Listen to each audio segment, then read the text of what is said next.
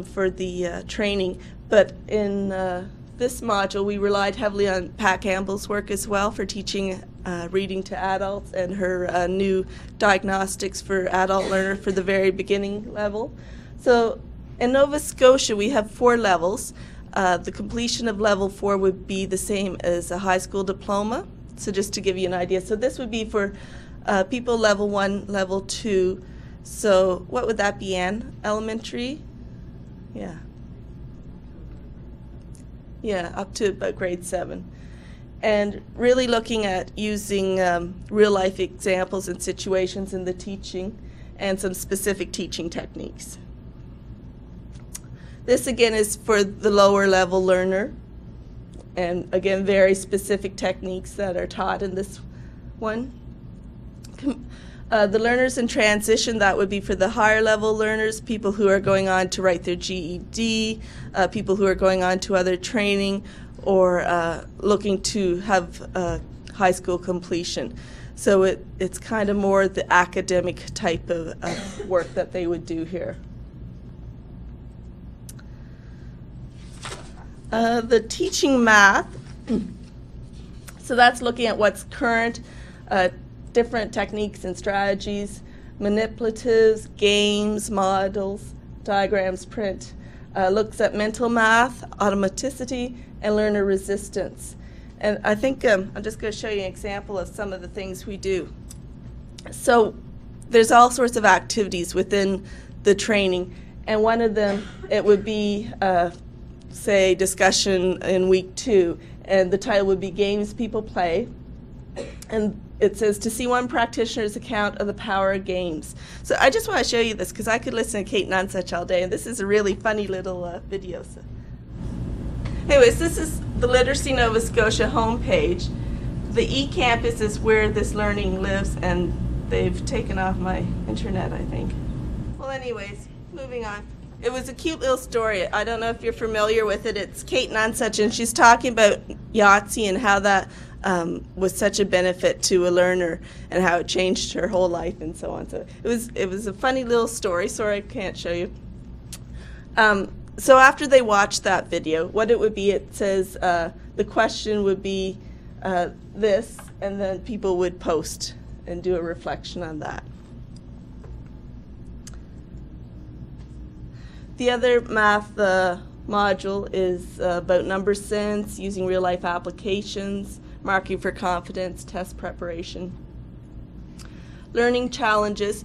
For this one, there was a lot of discussion when we were creating this about should we look at actual learning disabilities, and we said no. This is a foundational training program. It's for entry-level practitioners. It's not the end-all and be-all. We expect people to do other professional development and to be partaking in face-to-face PD sessions and so on. So for this one, we want something more general of, just using good teaching practices, learning and understanding about the challenges that learners face when they come. We relied heavily on Jenny Horstman's work on how violence affects learners, resistance, all sorts of different things. And so it was just learning about good teaching practices that would benefit any learner. And in order to get a certificate, you have to complete the practicum. You can do that at any time after you finish the first module. And it's really taking advantage of the other practitioners in the course too. So there will be some more experienced and some brand new. So the practicum puts them together. The brand new learner develops a lesson plan, figures out how to do it, carries it out, and the more experienced practitioner mentors them and reflects on that mentorship. So that would be the practicum. And so once you finish the practicum, you get a very nice certificate, very pretty. It's signed by Anne-Marie Downey, who is the Executive Director of Literacy Nova Scotia. It's also signed by the Minister of the Nova Scotia Department of Labour and Workforce Development. And she's also the Minister of Education as well. But that's the department who's responsible for adult learning. And on the back side of the certificate, I know that's hard for you to see, but it lists each module that you've taken, because you could take 6 of the 9. These 3 on this side are the ones that are mandatory, and it describes the skills that you've learned within that module. So, for instance, under teaching math, keeping it real, it says, during this module, you have practiced the think aloud technique by performing it for 3 different audiences. You've reflected on the role audience plays in performance. You've practiced evaluating someone else's work using a rubric, and you've experienced a real-life evaluation task. So you have the actual skills learned, and it looks good in your portfolio. So after all that, we piloted the training with, there were 23 started, some got jobs and had to leave, a couple left halfway through. So 20 completed the training, and one person said, yeah, it's great training, but it's a lot of work to do if you're only going to volunteer. So my question to you is, how do we deal with that? How do we sell this training? So how would you address this concern? So I'm just going to let you talk in your groups for another minute while I run to see if I can find the technician so that I can show you on online the actual training. Yes? Before you go, how did this get sold to the field of practitioners? So, like, you know, how is it mandatory now that people take it? Was there any sort of backlash? How did you decide collaboratively as a field, or did you, that this was a direction you wanted? Okay, thanks for that question. I should have went into that. Originally, with the original training, it was mandatory that all literacy practitioners be certified. It still is under some programs. There's the seniors learning grants. So any trainer for the anyone who gets a seniors learning grant, any community-based program, they must use a certified tutor or instructor for it. That might be the only one that's required. But because it wasn't being offered, some of the difficulties are you need 12 people in one spot to offer it. So it wasn't being offered on a regular basis, and so they couldn't require it anymore. So they kind of let that slack off. Some people still highly recommend it just within their policies in the community-based organization. But right now it's not required. Some people don't have training. It's a nice to have, yeah. But once this training is available, it may become mandatory again. So moving in that direction. Yeah. But definitely we've heard from the field that they want the training. We offer a lot of PD through Literacy Nova Scotia. It's always well received. People love coming together and talking with their colleagues, and we always bring in experts from across Canada. So, yeah. Yes? Are there financial incentives for practitioners to participate? Do you make more money if you have a certificate? I don't think so. Release time from classroom? No. Yes? Is it the intent, or can Ontario practitioners tap into this? It's not free to offer. It's free to take for Nova Scotia practitioners, but because there is a facilitator, there is an IT specialist that are paid. So the proposal to the Nova Scotia government was, you know, if you give us this much money, we can offer these many modules for these many people.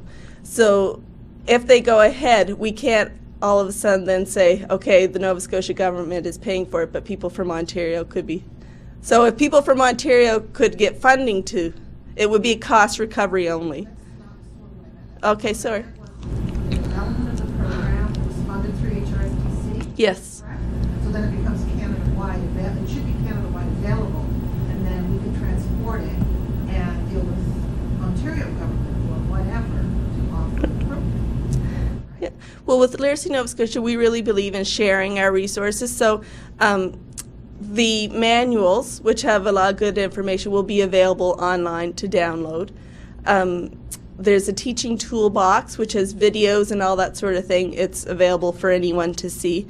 The actual Moodle platform, it is enrollment password protected. So you must register, you must get an enrollment key, and it's not open to the whole world in that there's a limited number that can participate at any one time.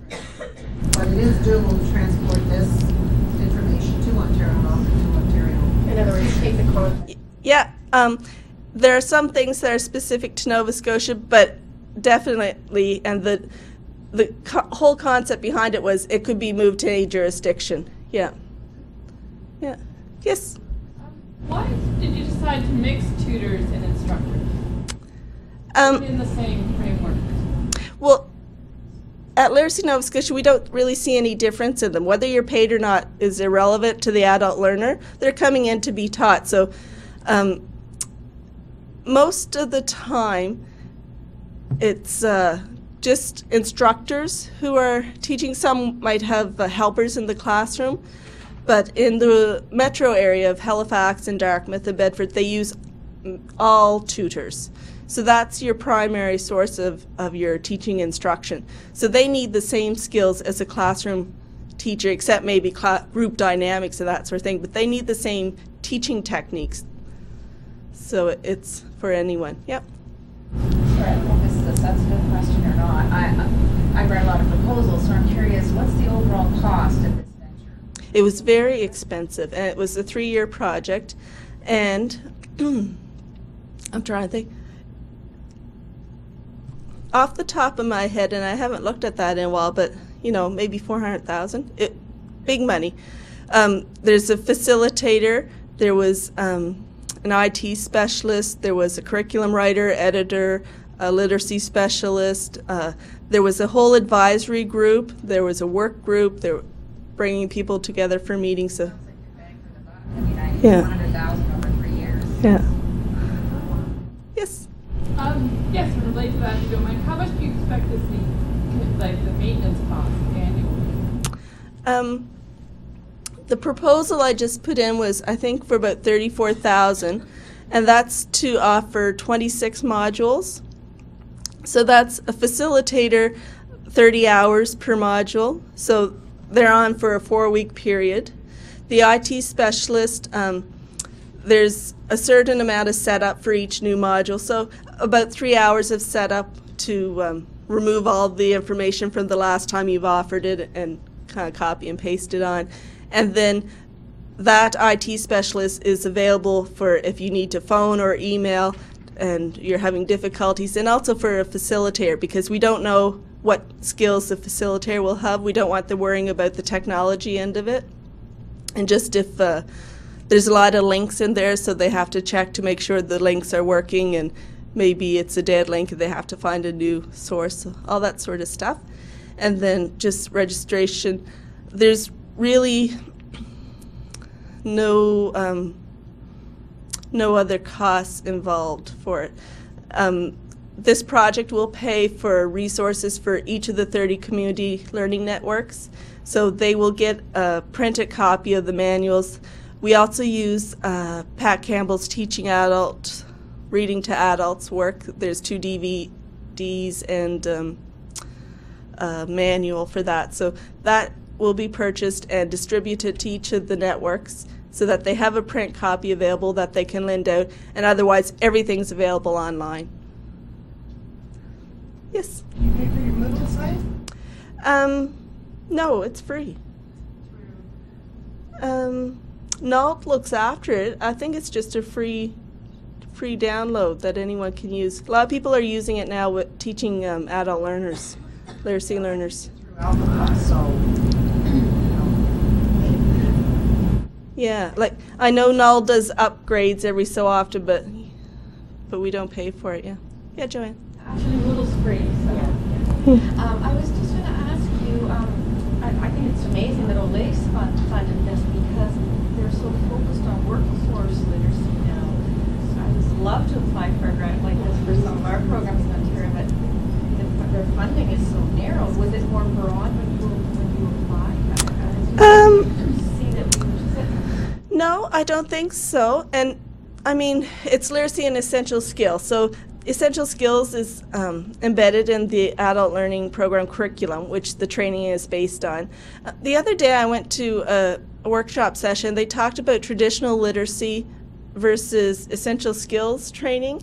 And that's not how I see Nova Scotia. I mean, we do project-based learning. We do whatever the learner's goal is. So if their goal